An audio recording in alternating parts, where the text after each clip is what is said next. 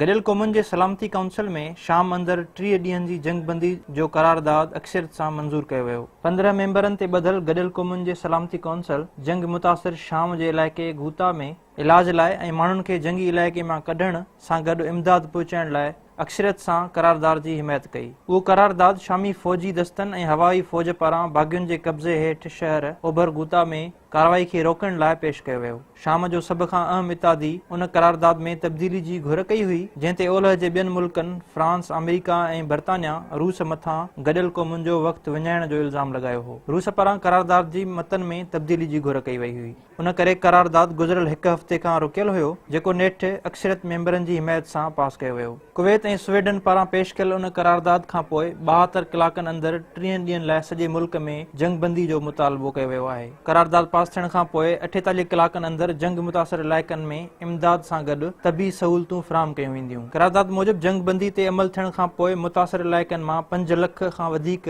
माण्हुनि खे ॿाहिरि कढियो वेंदो। गॾियल क़ौमुनि में अमेरिका जी सफ़ीर निकी हेली चयो त जंगबंदी ते फौरी तौरु अमल कयो वञे, जॾहिं त हुन शाम मथां जंगबंदी ते अमल न करण जो पिणु इल्ज़ाम लॻायो। इंसानी हक़नि लाइ कमु कंदड़ तंज़ीम Syrian Observatory for Human Rights जो चवणु आहे त 18 फ़रवरी खां हुकूमत ऐं उन जे हामी वेढ़ाकनि जी कार्रवाई दौरान 500 खां वधीक ॼणा मारिजी विया आहिनि। शाम जो ओभर घोता उहो आख़िरी इलाइक़ो आहे जिते परॾीही ऐं इलाइक़े वेढ़ाकनि जो कब्ज़ो आहे, जॾहिं त बशर अल असद जी हुकूमत रूस जी मदद सां उन इलाइक़े खे कड़ो चाढ़े गुज़िरियल केतिरनि ई ॾींहनि खां कार्रवाई करे रही आहे।